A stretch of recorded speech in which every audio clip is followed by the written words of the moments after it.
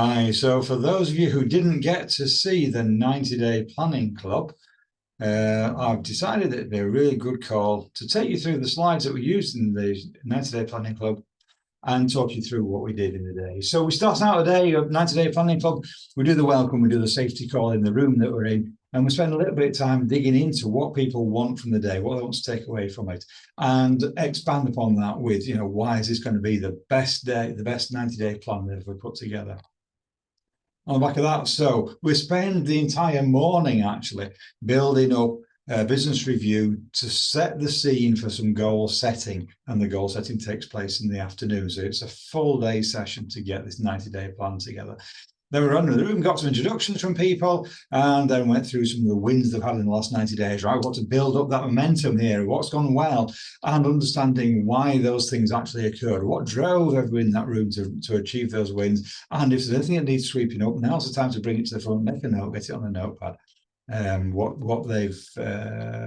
is left quite undone at that moment in time.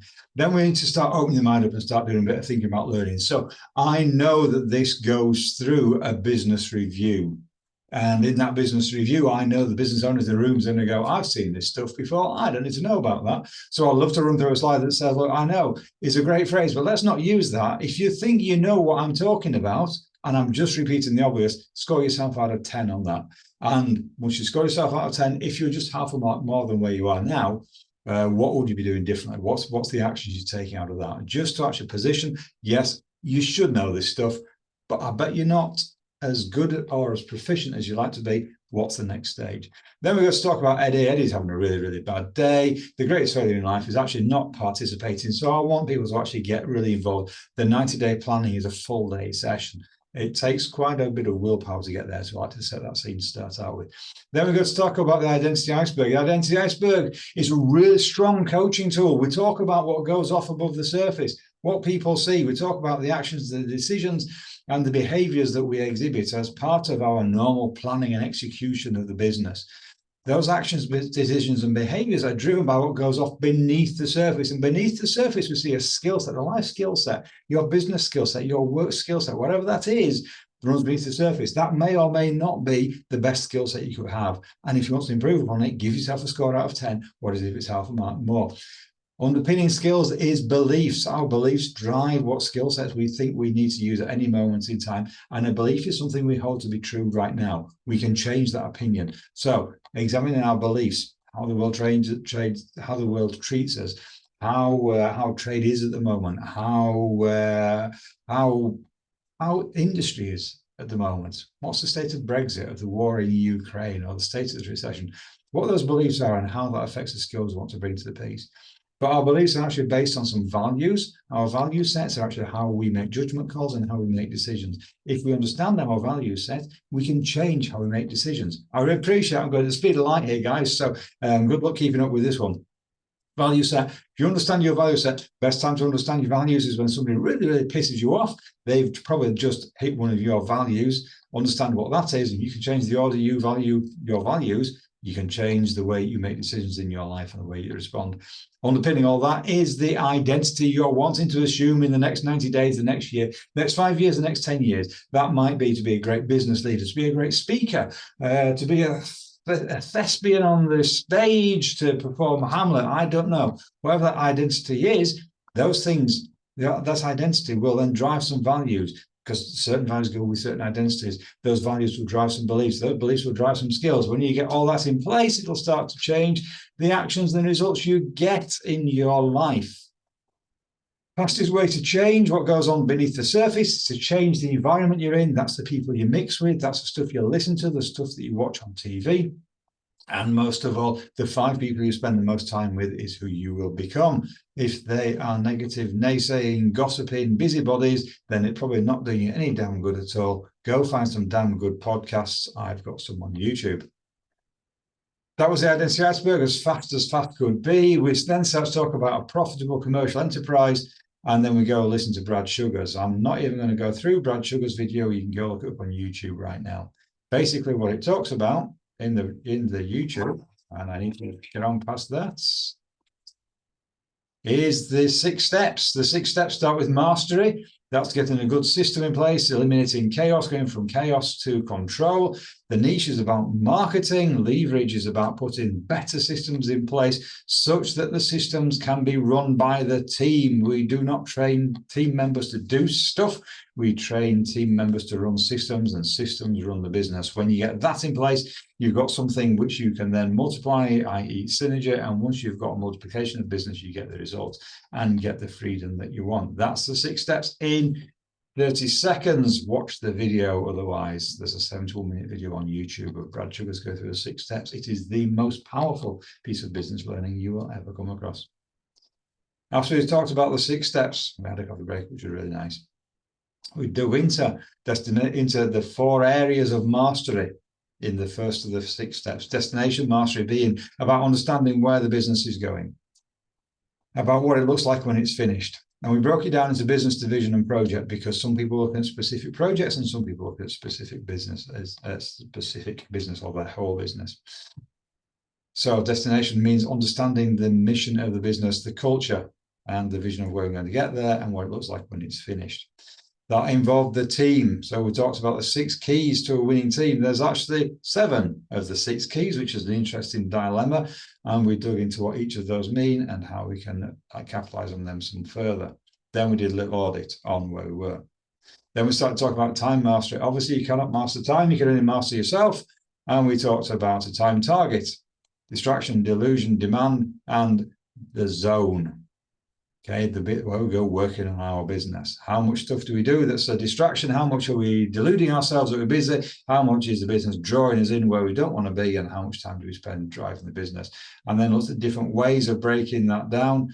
The not important versus the not urgent, and the urgent versus the important, and how the good business practice is actually planning something not urgent but very important.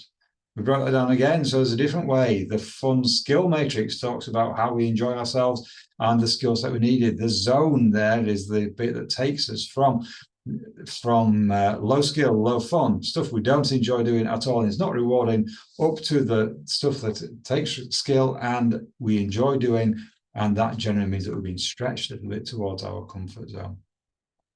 And then we did a little audit on time management. And then we started talking about delivery mastery. Delivery mastery is about the consistent customer journey.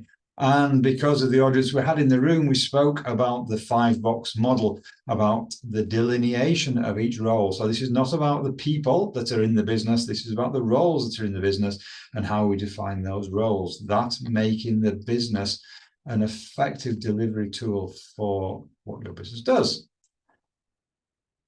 When we finished talking about that, we did a little audit on delivery mastery, and then we went to talk about the figures in the business. The figures in the business we were talking about were sales figures. We were talking about generation of leads, how we generate leads, what actions go into generating leads, how good we are at converting leads into sales, as well as we spoke about how much money goes in the business, the bottom line of the business, and how we understand that. We broke it down further because we'd spoken about roles in the business. How we put KPIs in place. KPIs are the key performance indicators in each of those roles, and how those key performance indicators drive us towards, yes, that mission we spoke about when we were speaking about destination mastery. This all starts to hang together after a while, which is fascinating, isn't it? Then we went on to an audit. Who knew their numbers in the business? That was a very small number of people, interestingly enough. After that, we started talking about niche, because once you've got a well-oiled machine running, it's time to start getting to make some money. Niche is actually about marketing. Marketing is about generating profit.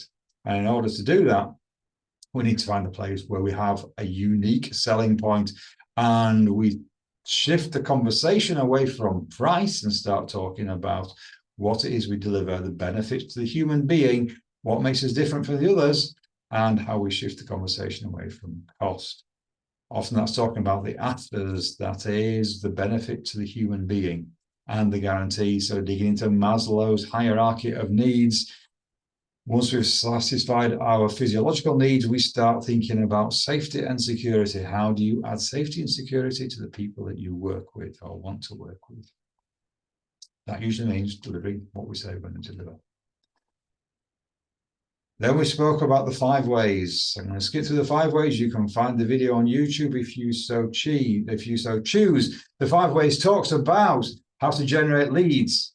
And then it speaks about converting those leads into customers. Once we've converted, once we've got those customers coming through the door, we can influence how many transactions they make and how much they spend on each transaction. That gives us the revenue to the business. We multiply the revenue by the profit margins, another number we should have control of, we can get the profit in the business. We put some numbers in there because I want to indicate how this works. 4,000 leads come in, we convert 25%, and it gives us 1,000 customers. If each of those 1,000 customers transacts with us twice in the year, and each time they spend £100, we've got a revenue of £200,000. If we have a 25% margin, that gives us £50,000 in the business. If we do some coaching around that and we work out how to get 10% more leads in the business and we work out how to convert 10% more of those, that's 27.5 is 10% more than 25. We actually finish up with 21% more customers coming through the door. If we carry on working at it and we coach our way through the number of transactions they make in a year, and the average spend every time they come in and get 10% on each of those, suddenly we have 46% more revenue in the business. Remember, we've only put 10% on each of these lines, but we've suddenly arrived at 46% more turnover. If we carry on working on that and put prices up and drive costs down and get another 10% in profit margins, we've suddenly generated 62% increase in the bottom line of the business. That is pretty damn huge. Okay, so we ran through that for the various businesses in the room in terms of what strategies they may want to put in place in the next 90 days to start delivering an extra 62% to the bottom line of the business. And then we worked it through. This was leading to these 4 great words. We want clarity, we want focus on the outcomes, we want some actions written down, and we want the action plan out on the wall in front of people so they do it a lot more often. Then we went to see General McGivern, who was talking about making your bed in the morning and the Navy SEALs. And then we start talking about setting goals. Smart goals are specific, they're measurable, they're achievable, they're results focused, i.e. driving us in a way in the direction of the mission that we mentioned already. They're time bound, yes, it's 90 days, but they also inspire us and they are emotionally important to us.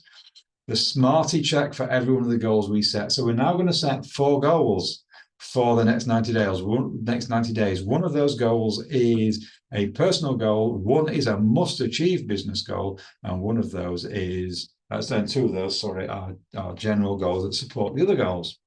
Then we dig into them, right? This is where the magic starts to happen because we write down what the goal is and how we're going to measure it, right? That's the first check. Is it measurable? Then we do, why do you want to achieve this? And the reason we ask why and what will it mean is because we want to drive some emotion into what we're doing. And then we'll also let reality check, right, what's holding you back right now. We did this to start out with a personal goal, and then we've done the personal goal, we did it on all 3 of the must achieve business goal, the business goal 2 and the business goal 3. Both those second goals are to support the must achieve goal.